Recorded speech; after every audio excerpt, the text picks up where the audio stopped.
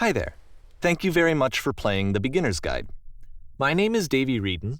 I wrote The Stanley Parable, and while that game tells a pretty absurd story, today I'm going to tell you about a series of events that happened between 2008 and 2011.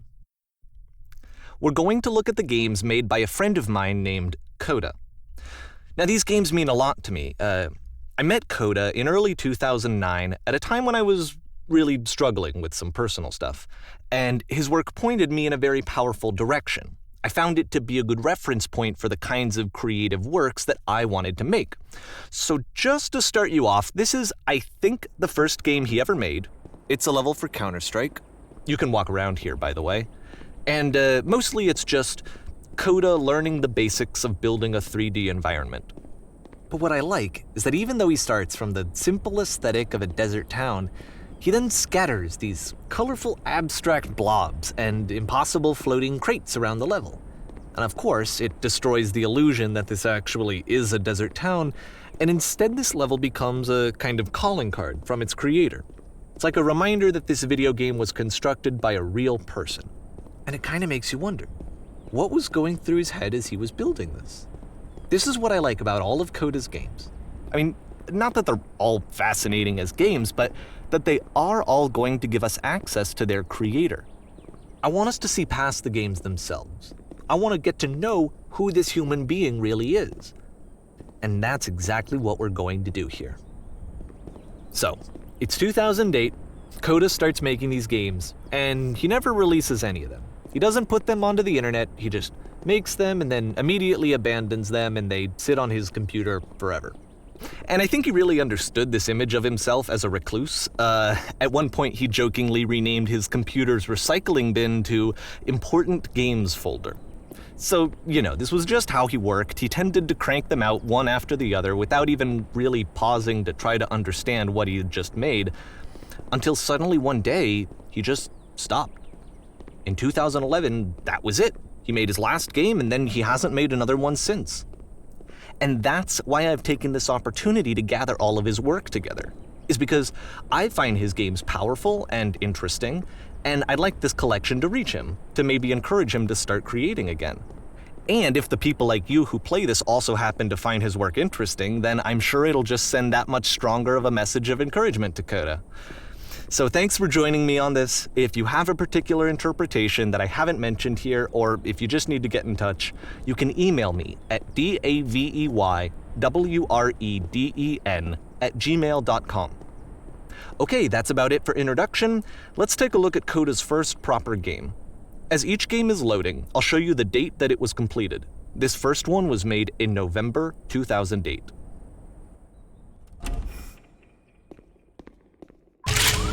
Warning. Whisper machine active. Shift to structure imminent.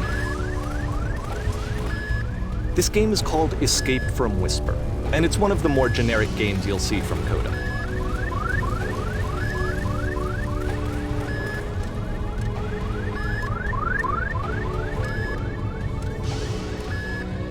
Security code breached.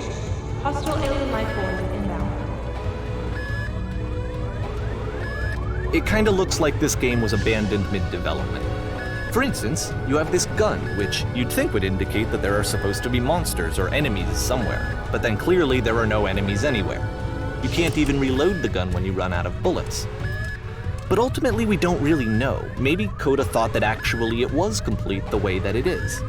And I think that we should talk about his games for what they are, rather than for what they're not. Enemy force neutralized. Begin ship evacuation.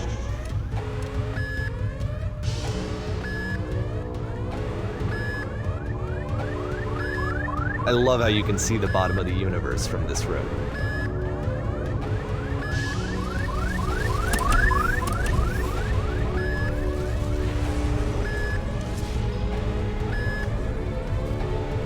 Apparently this space station has a labyrinth on it. Sure, I don't know. There's really no reason for it that I've ever been able to discern, so in the interest of time, I'm just gonna skip you on past it. Okay, this is the part that's interesting. The game has this narrative about the whisper machine and how it has to be turned off, and then you get to the engine room.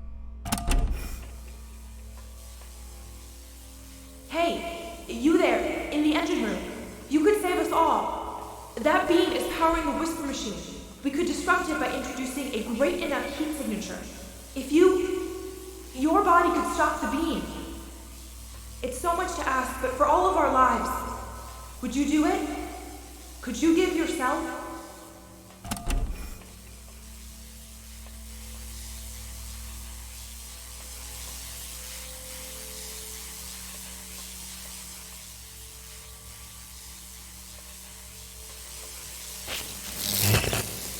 Let me pause here for a second.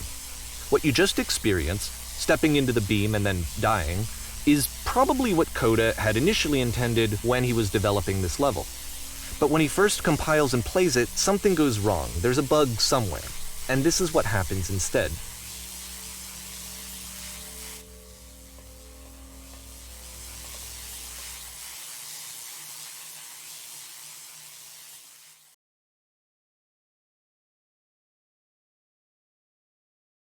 The beam causes you to start floating.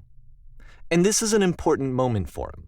Because yes, this is technically a glitch, but Coda identifies something human about it, like how small it makes you feel in the face of this larger chaotic system. Or this floating could be the afterlife, a peaceful place, juxtaposed against all of the hysteria that you've just had to traverse. I don't even know. I have no idea what he was thinking, but what's clear is that after making this, something lodges itself in his brain. He wants to do more of these really weird and experimental designs. So he stops work on this and moves on to a stream of tiny little games that go in all sorts of directions.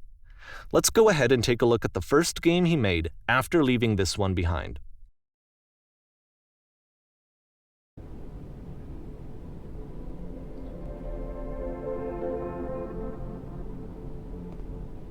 Yep, in this game you can only walk backwards.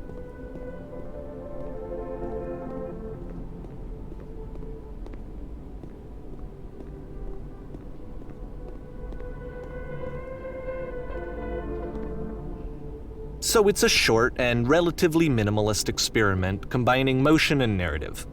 It is less advanced than the previous game, but actually it seems to be more focused, more complete. Coda's trying to give it a unique voice rather than simply basing it on a pre-existing trope.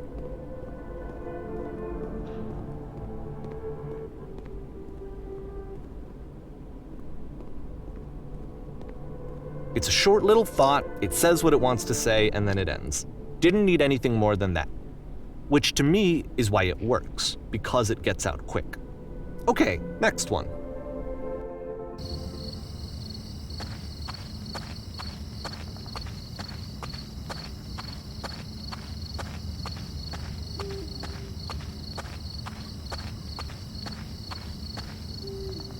And that's it.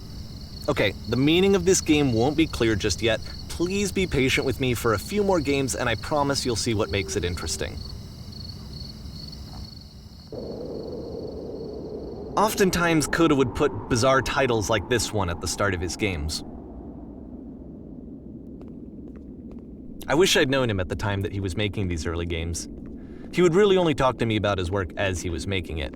Once he stopped work on a game, that was it. It was dead to him. And I don't agree with that at all, but what are you gonna do?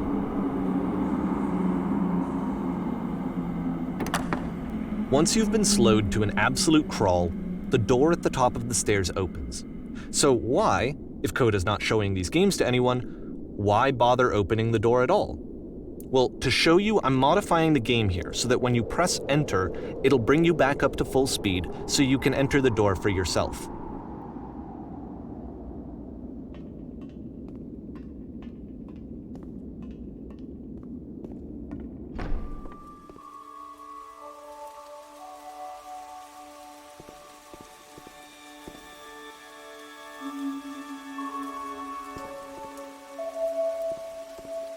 A room that's warm and nice and filled with little ideas for games.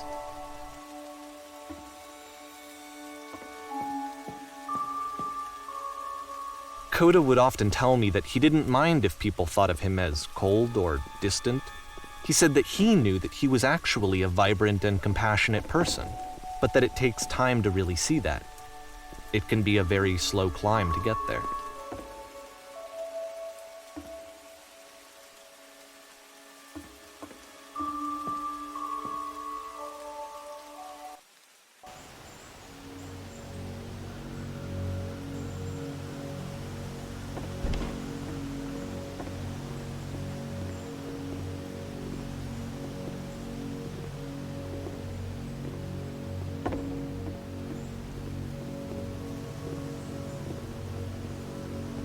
Well, this is new for Coda. It's an actual puzzle. Go ahead and see if you can solve it.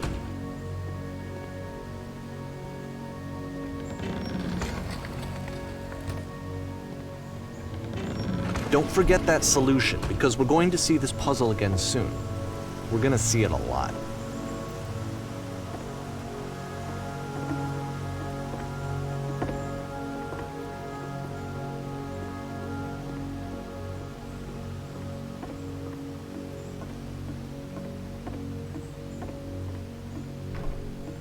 So that seems to be it, right? You walk down a corridor, you solve a puzzle, you get to the end. Simple enough. All right, now I'm going to modify the game again so that when you press enter, it'll remove all of the walls from this room.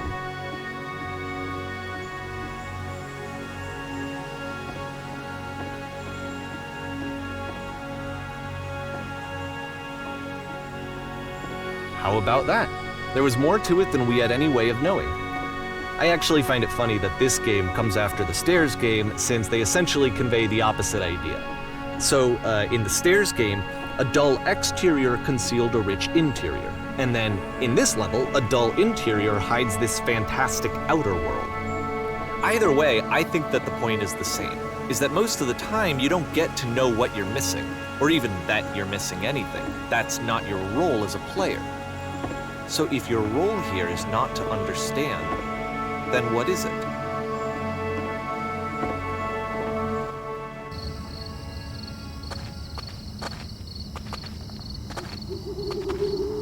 Aha!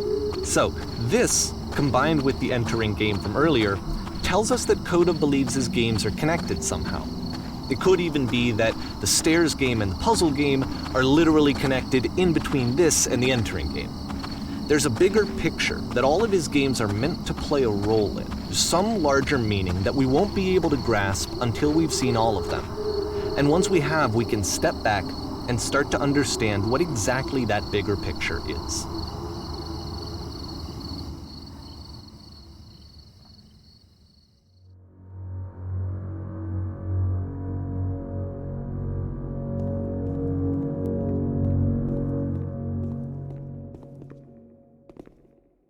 Let's talk about video game development for a second.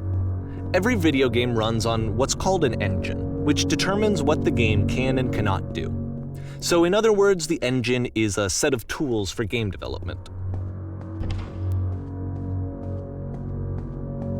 To make all of these games, Coda is using an engine called Source. Like all engines, Source has certain things that it does well, and it has certain things that it does poorly. One of the things that it does very well is boxy linear corridors. That's why so many of Coda's games are set in these large, flat, empty rooms, is just because he's working with what the engine does well. The tools available to the creator shape what kinds of creative work they're going to end up making. You might consider paying attention to the architecture in Coda's games to notice how they seem to stem from an engine that's very good at producing linear, boxy corridors.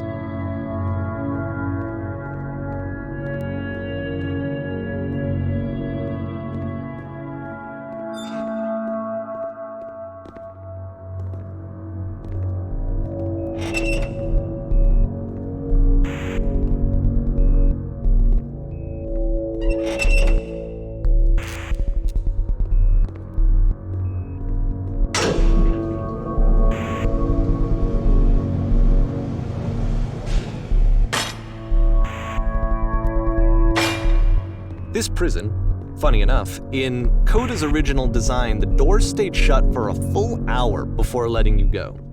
If you don't mind, I think we're gonna skip that. This is something that he and I used to argue about a lot. You know, whether a game ought to actually be playable, whether it means anything if no one can get through it. And I would always defend that, you know, all this work goes into the game, why not make it playable and accessible?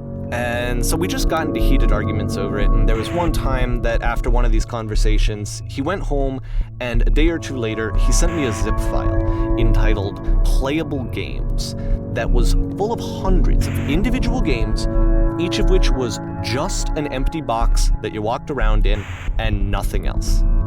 Believe me, I played every single one of those just to find out if there was like a gag hidden somewhere. there wasn't.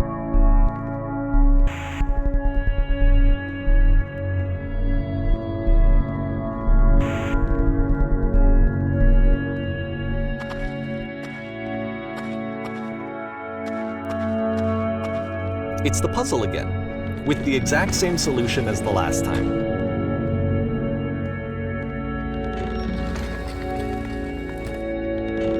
There's still no clear indication of what makes this puzzle so special that Coda is going to return to it over and over. But I promise I'll share with you my interpretation very shortly.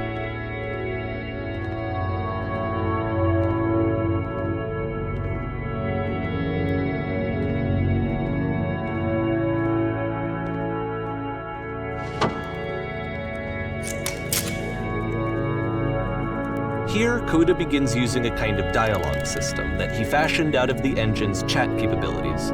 Use the 1, 2, 3 buttons on your keyboard to respond.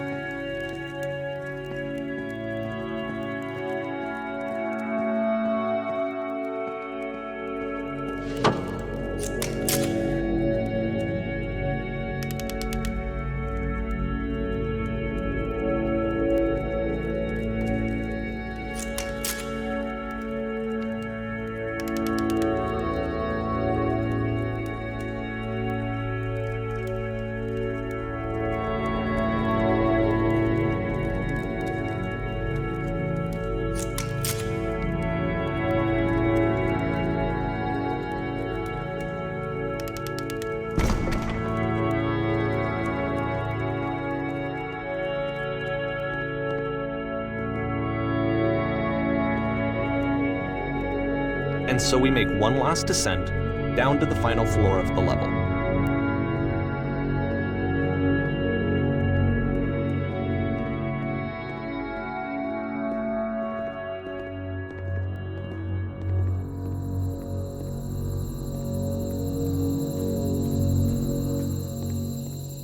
It's a lamppost. Okay, I can't tell you quite why, but for some reason Coda fixates on this lamppost. It's going to appear at the end of every single one of his games from here on out. I'll tell you what I think. I think that up to this point, he's been making really strange and abstract games with no clear purpose, and maybe you can only float around in that headspace for so long. Because now he wants something to hold on to. He wants a reference point.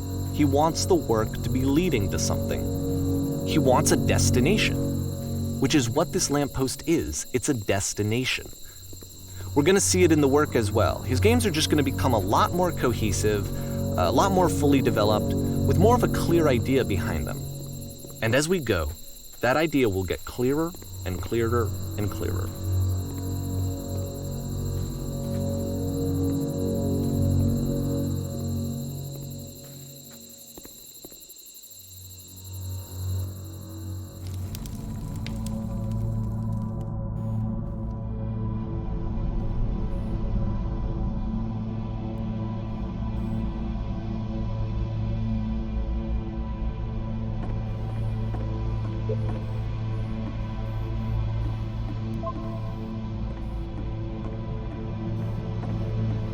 So first off, I'm sure you can deduce this, but this game is not connected to the internet. All of the notes that you're going to see have been written by Coda. This was actually the first game of his that I ever played. This was shortly after I met him at a weekend game jam in Sacramento, where I grew up. I saw him working on this very level, and it was just so different from anything that anyone else was doing. So right away I was like, I have to be friends with this person. In retrospect, I think I was probably a bit too pushy trying to get his attention. I was over-enthusiastic. But he was very gracious about it and very patient with me. And I cooled off eventually. Oh, feel free to skip over any of these notes if they're not doing anything for you. Nothing extra is going to happen if you read all of them. Either way, to me they convey a sense of loneliness. I see this person who's filled with thoughts and feelings and beliefs and has no way to express them except as scattered and unheard voices in a game that wasn't meant to be played.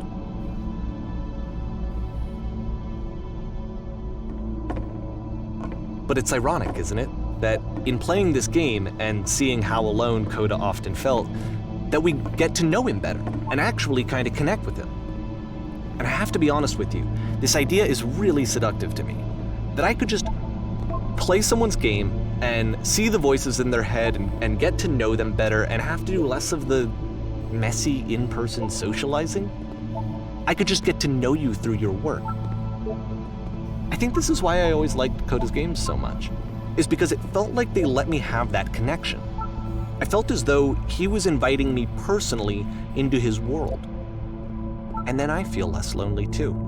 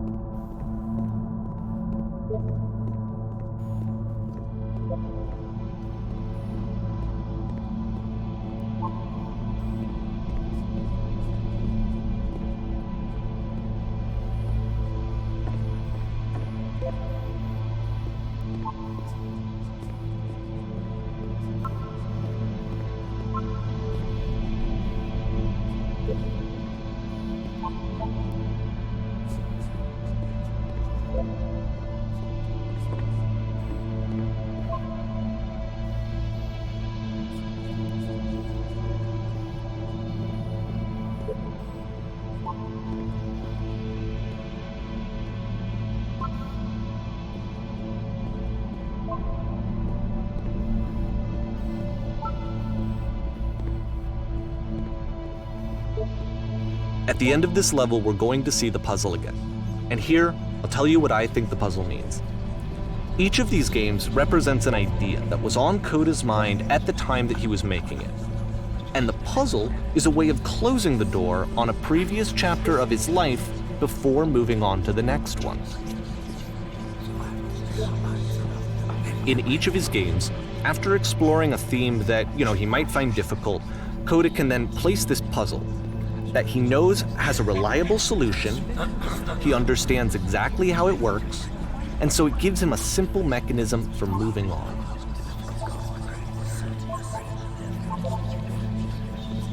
And because there's this dark area between the doors, a space between spaces, before you move on, you get to pause. Just for a moment, a few seconds to reflect on and let go of the events that led you here. To step back and connect the pieces together, to grasp at that elusive bigger picture.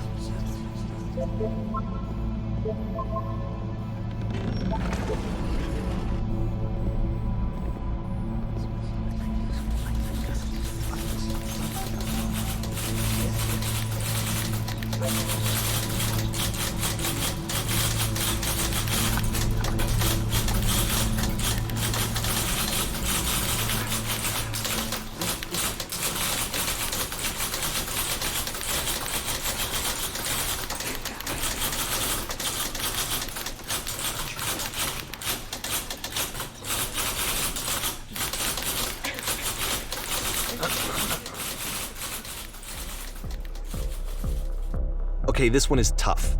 It's gonna kinda just spin its own wheels for a few minutes. Hang with it.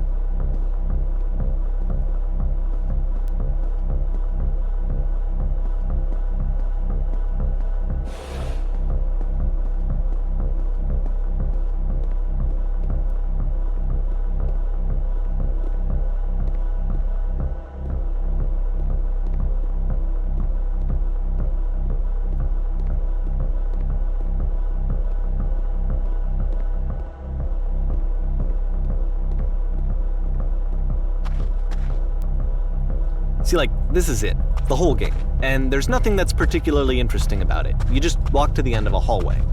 Except, for some reason, Coda gets really fixated on this prison that has all of this modern furniture. And I don't know why, but he decides he needs to revisit this prison. He's gonna start over, use the same assets, turn it into something else. Okay, cool, here's version 2.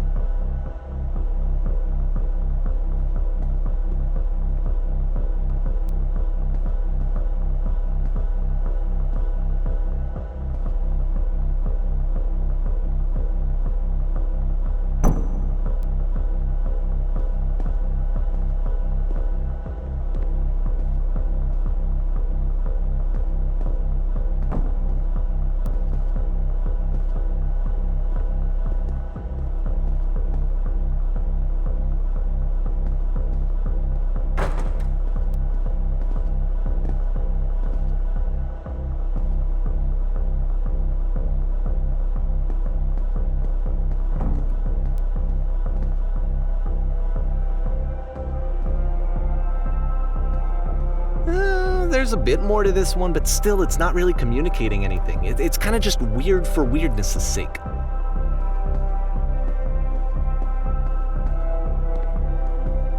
So okay, he throws it out and starts over. This time he comes at the prison idea from a different direction.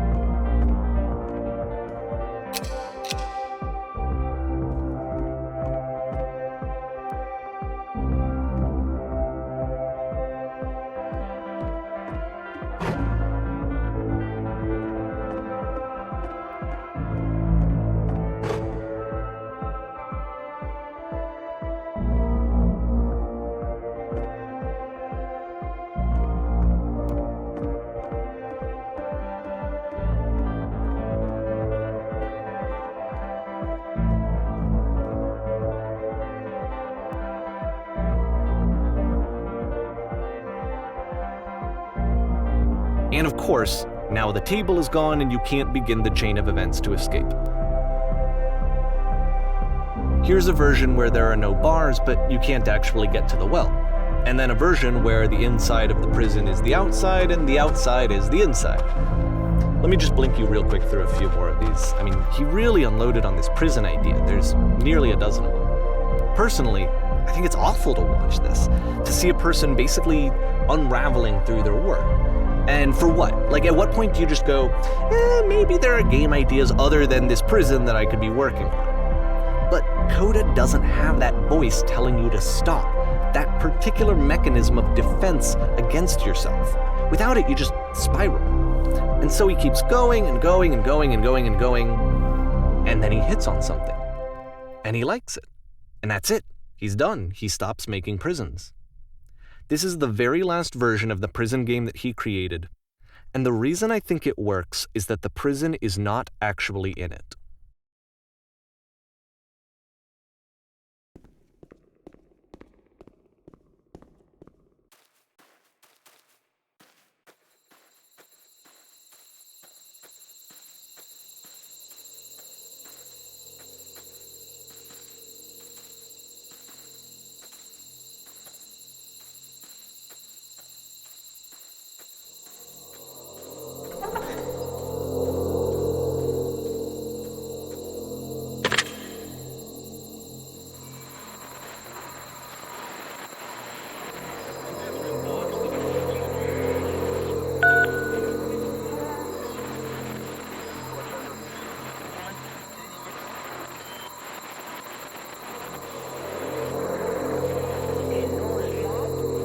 It's a conversation. And so this is what Coda wants, is to be able to talk to someone, to share what's on his mind, and to get some good advice from someone who knows. But the irony is that even in this scenario, you're still talking to yourself. You know, all of these games so far are Coda talking to himself.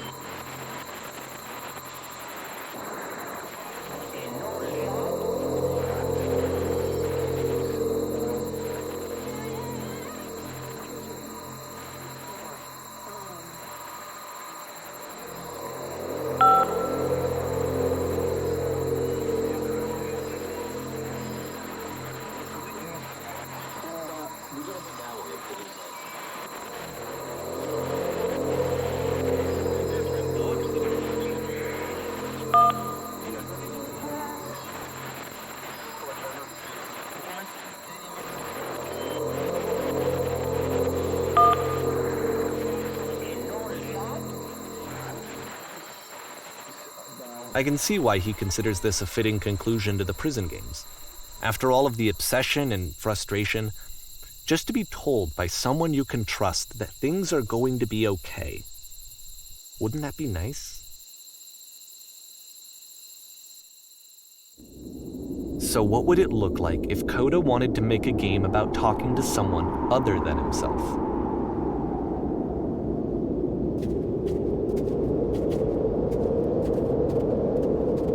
To me, this environment is meant to represent Coda's puzzle, with the two doors on either side and a dark transitional space between.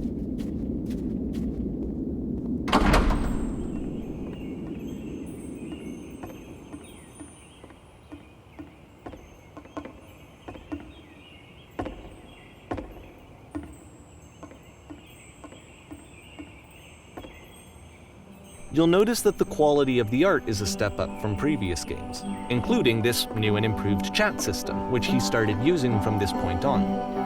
From here on out, he begins putting much more effort into the visual polish of his work, and this particular game took 2 months to create as a result.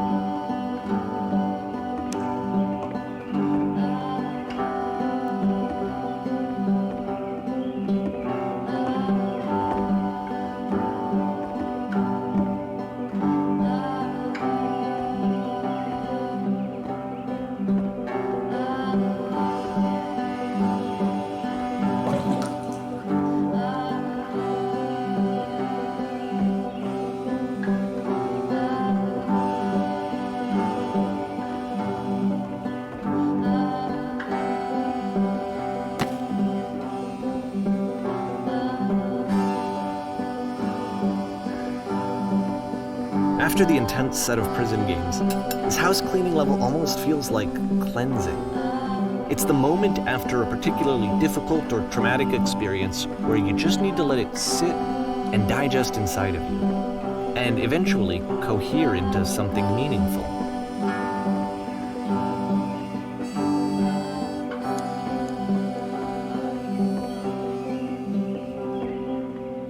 I know that Coda really liked this game. Of all of his work, actually, this was the only one that he called me up to ask me to come over and look at it. This was during a period of a few months where he was like grossly happy all the time, just walked around with a constant smile on his face.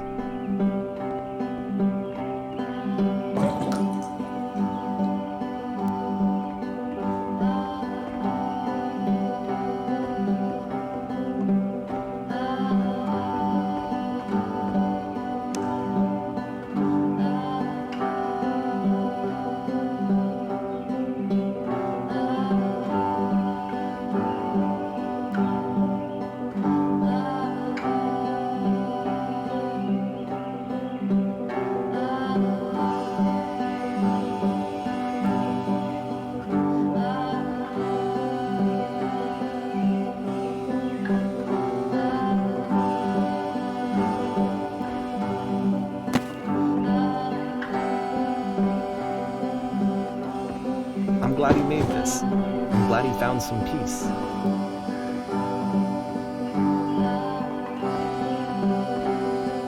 But, of course, it can't last. The music stops, your companion is gone, it's time to leave. The door at the top of the hill is now open as well. Again, you can't stay in the dark space for too long. You just can't. You have to keep moving. It's how you stay alive.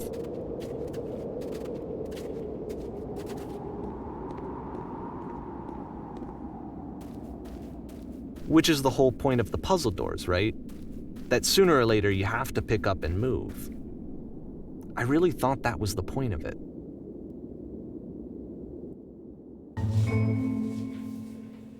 This one gets a bit goofy.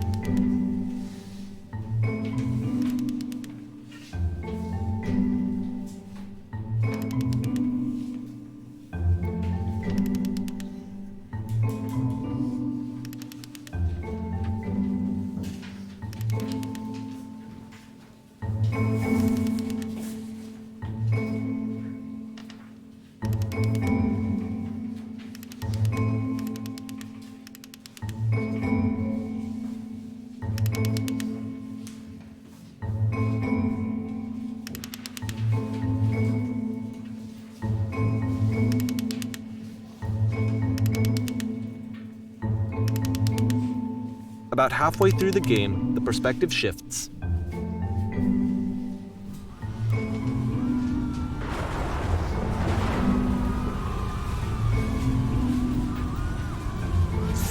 And you play as the teacher.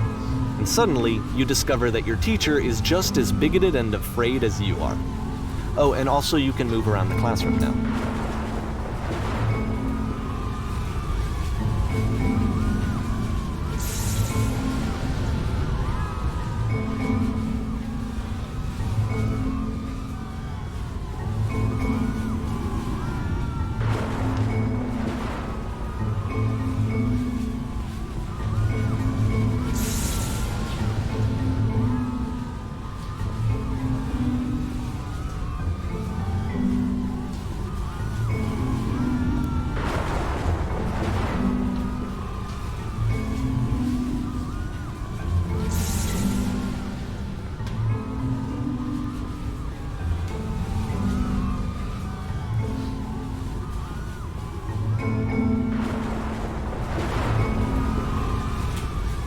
I fell pretty hard for this one.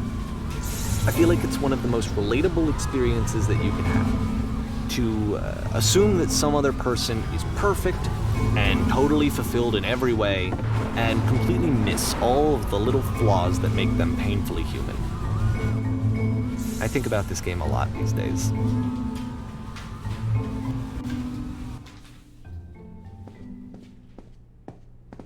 This one took a lot longer than all the others for Coda to make.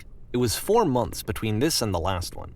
That's twice as long as it took him to make any other game before this, and it's not like it's particularly complex, so I remember I found that a little strange at the time.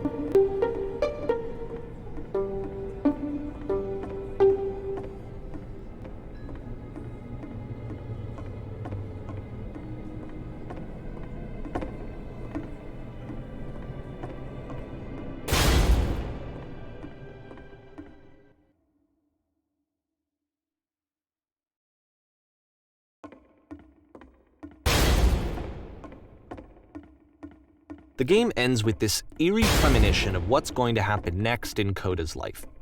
The solution to social anxiety, to fears of having to perform and having to chase success, the answer for Coda is to withdraw, to hide himself away. Which is what leads to scenarios like the stairs that slowed you down several games ago, where it just becomes harder and harder to access Coda's inner landscape because he keeps retreating. He just keeps backing away from possible connections to anyone other than himself. And to be honest, I didn't consider it very healthy when I first played this game. You know, it looked to me like he was trying to justify the idea of just disconnecting yourself from the world. And that wasn't what I wanted for him or for his games.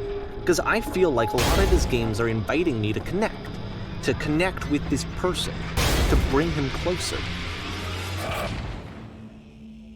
But what can you do? After this, Coda went off and took another 5 months to make a new game.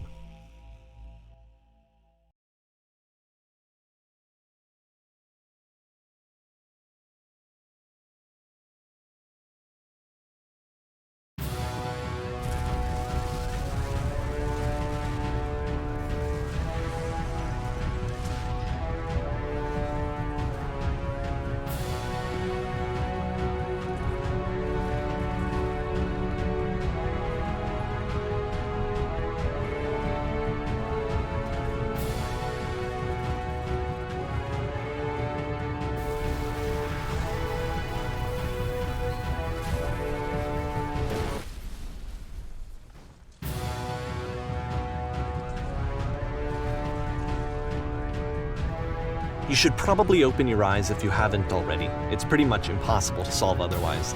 And there is a solution, by the way.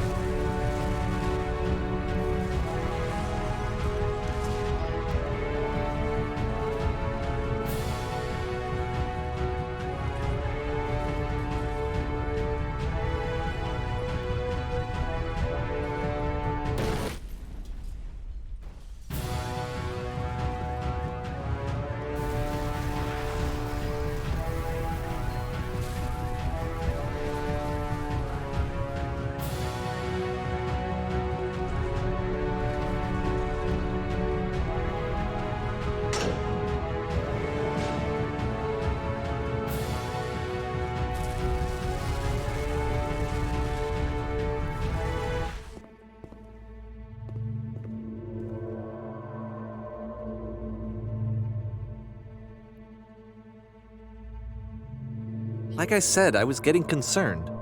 First off, he's never been this explicit in his work about exactly what he's thinking. So where's that coming from?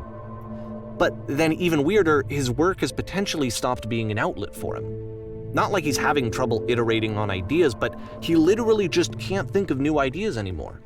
And in person, he was being a lot more distant than usual. Like, you know how sometimes a person will just deflect anything that you say in order to keep themselves disconnected all the time? It was that kind of thing.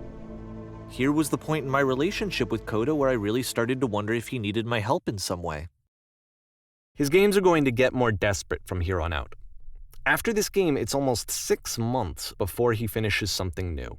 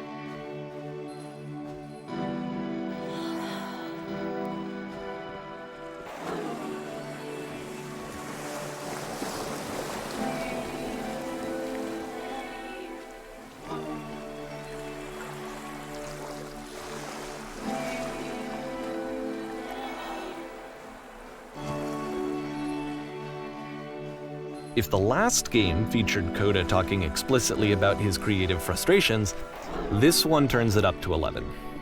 Now, put yourself in my shoes playing this. Here's a friend whose work is exhibiting signs of struggle, frustration, anxiety, depression, even. And yet, still, he keeps making games. He keeps throwing himself into the grinder even when he clearly doesn't have the energy for it anymore. Why? What is it for? Because from my perspective at the time and just what I knew of him, this was a result of how isolated he was. He was in his own little bubble, just sitting at his computer all day, not really showing these games to anyone, not releasing them onto the internet, and so he didn't have anyone outside of himself to connect with. He had no outlet to ground himself on.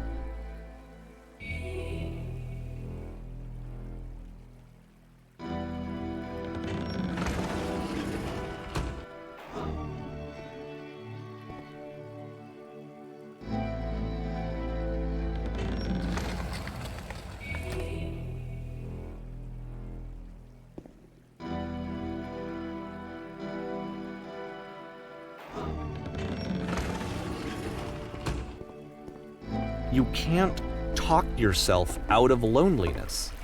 It doesn't work that way. You can't be the one writing both the questions and the answers. Then there's no movement. Then there's no circulation. If all of your anxieties are being channeled into your work, then if the work ever fails, you have no backup and you're just going to crash.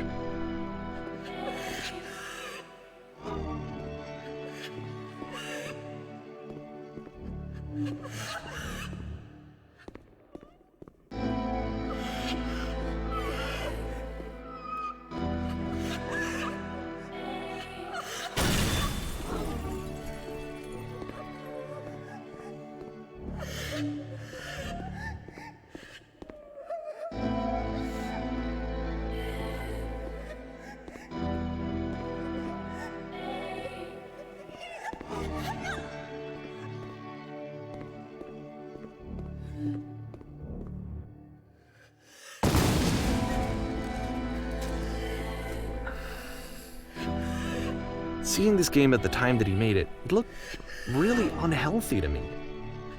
I was watching him do this to himself, and I hated it. I hated seeing him so trapped. It's like, video games are not worth this amount of suffering.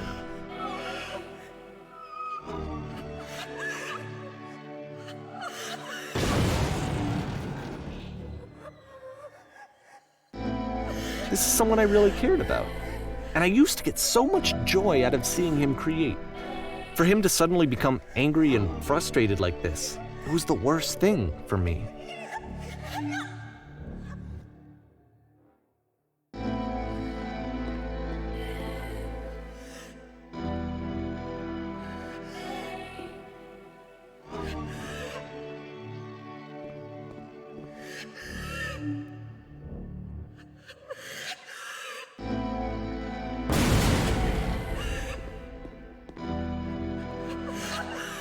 I don't know.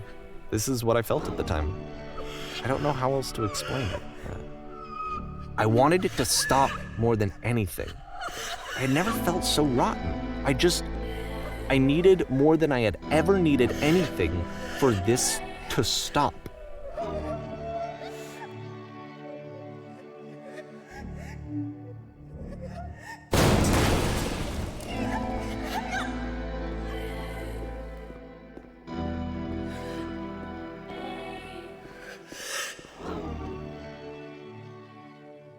But it didn't stop. After finishing this one, Coda takes another 7 months and comes up with a new game.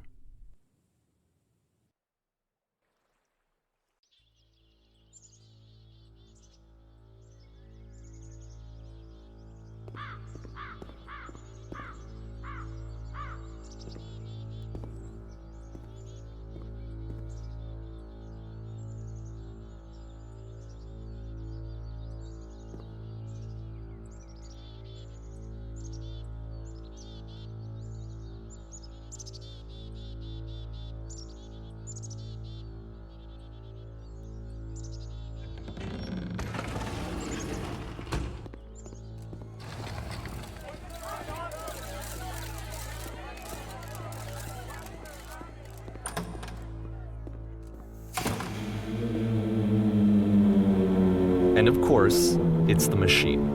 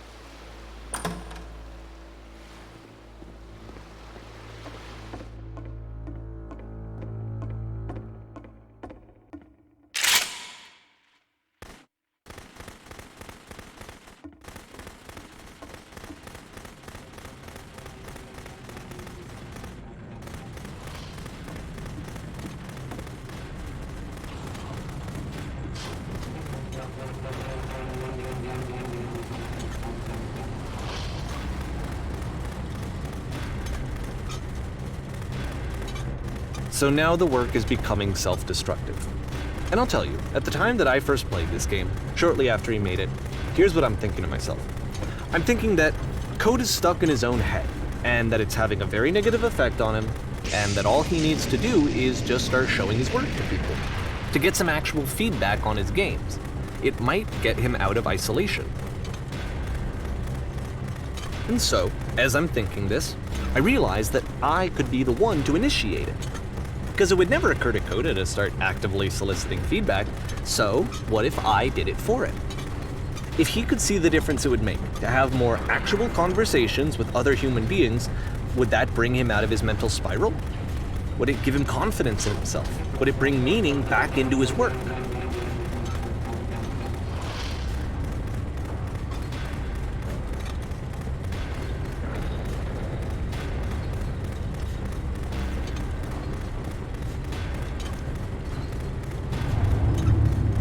So I started showing Coda's work to people. I took this one, and the islands which you just played, the theater, the notes, the house cleaning game, and some of the prison escape games. I brought them to people that I knew and trusted. I asked their opinions. And the great part is that they really loved his games. You know, the point of it all was just to give him some external reference point, but they genuinely loved his work. There was nothing for him to be afraid of.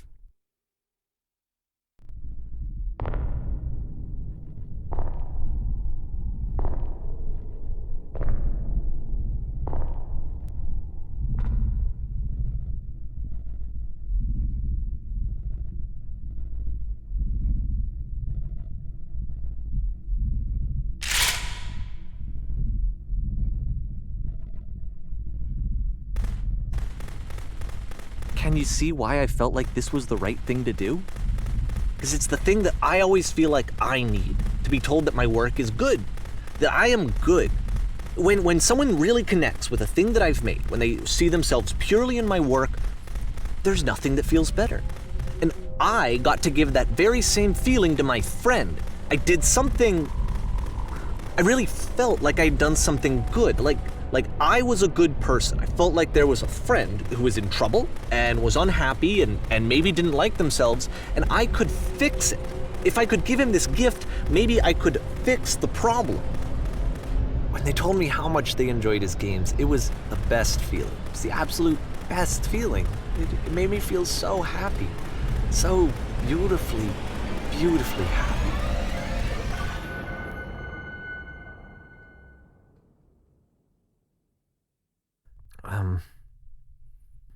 So anyway, Coda finishes this game, and then really he just kind of takes off for a while. So this is June of 2011, and I didn't hear anything from him for several weeks, I guess. And so out of nowhere, one day I get an email, and it's got a private link to a new game of Coda's. This one is called The Tower, and to my knowledge, it's the last game that Coda ever made. So let's take a look.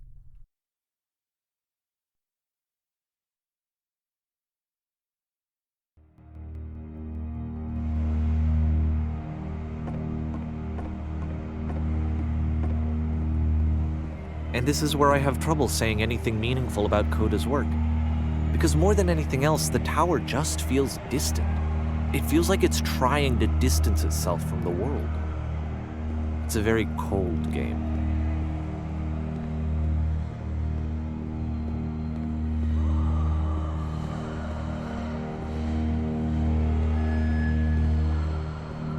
This room actually has a maze in it. Except that all the walls of the maze are invisible. And then every time you touch one of the walls, there's this awful flashing and noise, so the experience is really miserable. The game goes beyond not being meant to be played, it actually seems to despise the player for trying to play it at all. But I do want to show you the rest of the level, so when you're ready to continue, press enter and I'll put a bridge over the maze.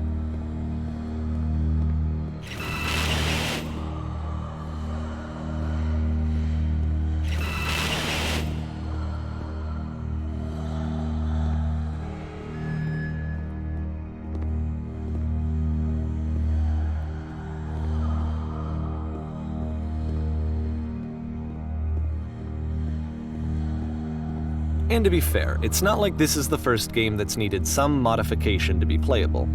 Like the house cleaning game. You know, that one used to actually loop the cleaning chores and you just cleaned a house forever. I had to cut it off so that you could exit the house and the game would actually end. But that game had an idea that it was actually trying to communicate. What's the deeper idea behind the invisible maze? The only way past this challenge is to randomly guess the 6-digit code.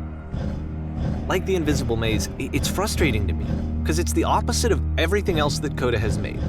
It doesn't encourage thought or engagement. It doesn't ask anything of me, except a lot of my time. If I could have reached him during this time, then maybe I could have asked him, but I couldn't. I still don't really understand why this is here. I'll put the code on the ground for you here, though, so that we can move on.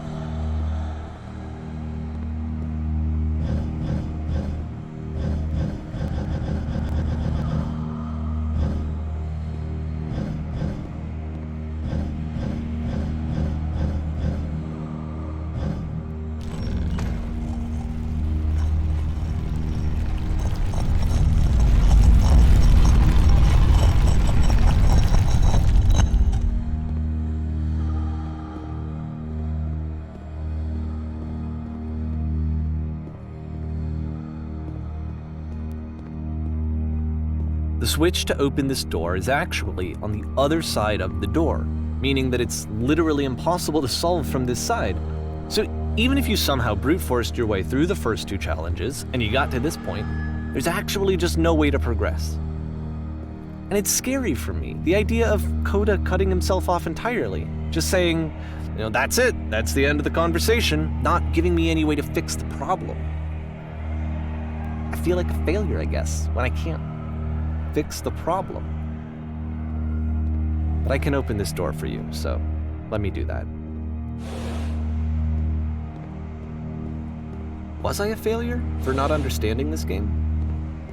I mean, I don't know why I would be. It's not like everything needs to have a solution, but I feel it somehow. I feel like I failed, and I don't understand why. I remember, it's June of 2011. I'm playing this for the very first time, and as I'm playing, I'm thinking to myself, I don't know this person. I have no idea who this person is. It wasn't the guy I knew, it wasn't my friend. I had come to so many conclusions from looking at all of his work up to this point, and then suddenly none of them... I had been trying to, though, that was the thing. For years I was trying to get to know him, to understand who he actually was and what he stood for. I asked him so many times to please just tell me what his games mean to him. I asked him please to tell me what the 3 dots mean. And he wouldn't.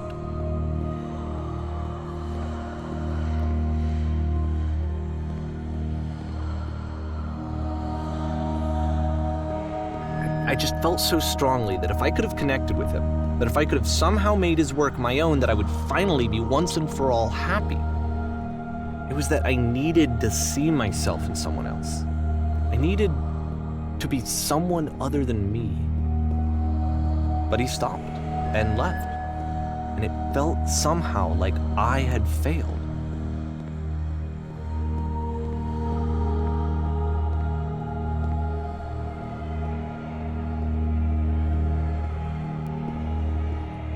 Where did I screw up?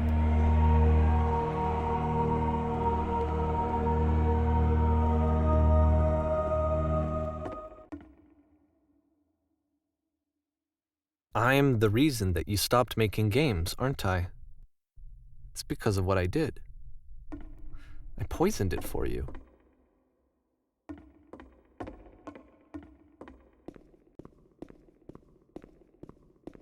I don't think I ever told you this, but when I took your work and I was showing it to people, it actually felt...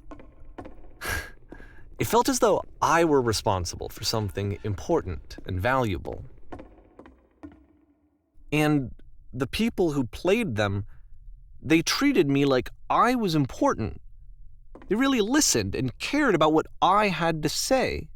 Even though I was showing your work, I felt good about myself. Finally. For a moment, while I had that I liked myself.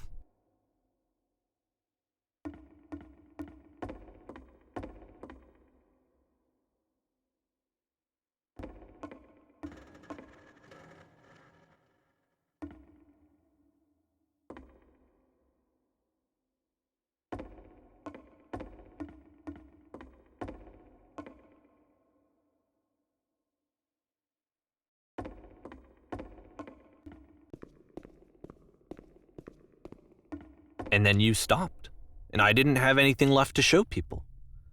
I just had to be with myself. And as soon as that happened, there was no feeling at all. Nothing. Less than nothing. What does that mean?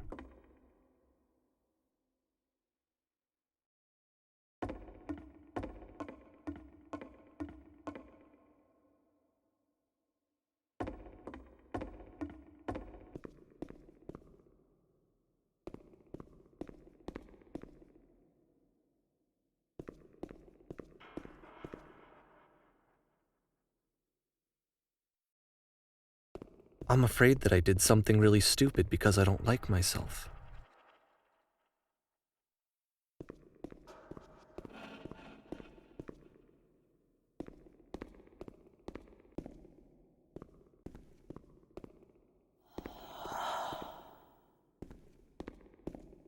That's why I'm releasing this collection of your work, is because I haven't been able to find any other way to reach you. I've tried everything.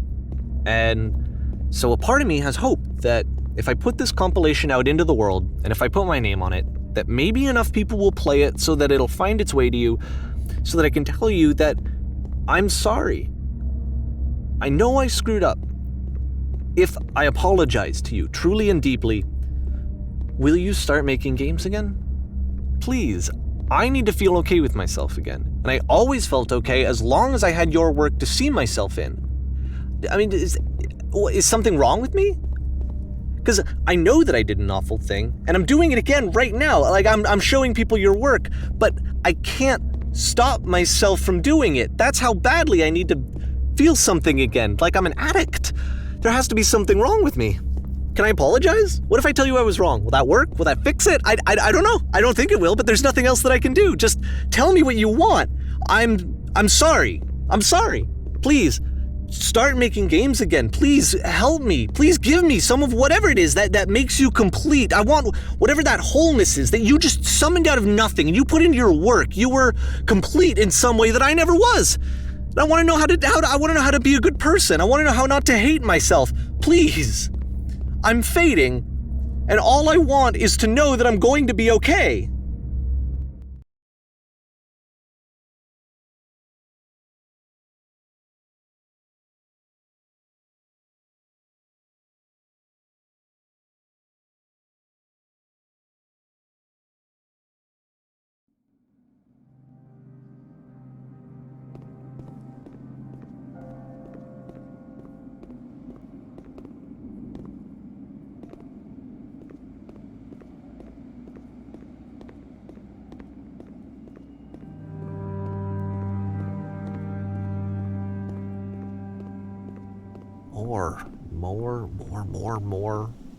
More love, more praise, more people telling me that I'm good.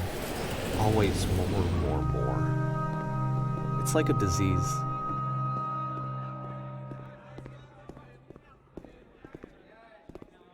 Solution.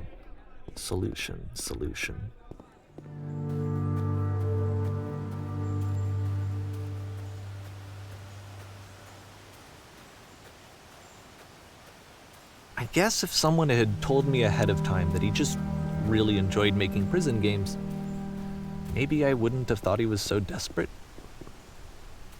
I wouldn't have told so many people that he was depressed. Maybe he just likes making prisons.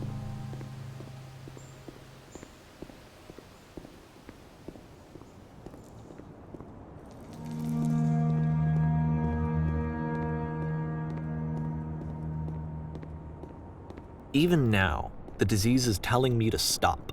Don't show people what a shitty person you are. They'll hate you.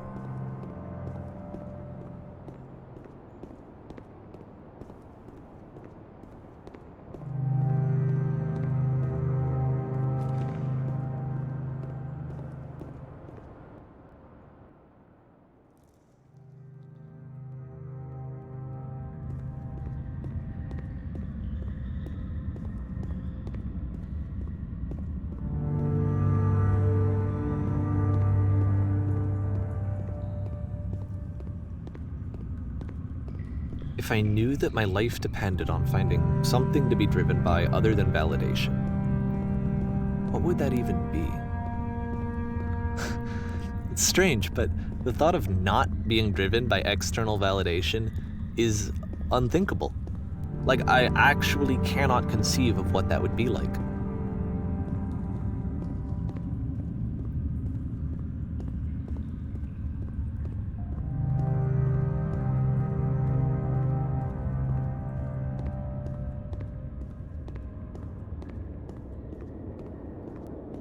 What now?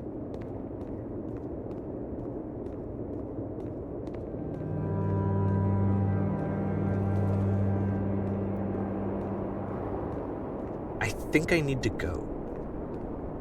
And I'm sorry, because I know that I said that I would be here and I would walk you through this, but I'm starting to feel like I have a lot of work to do. I have a lot that I need to make up for, and so I'm just gonna... Okay.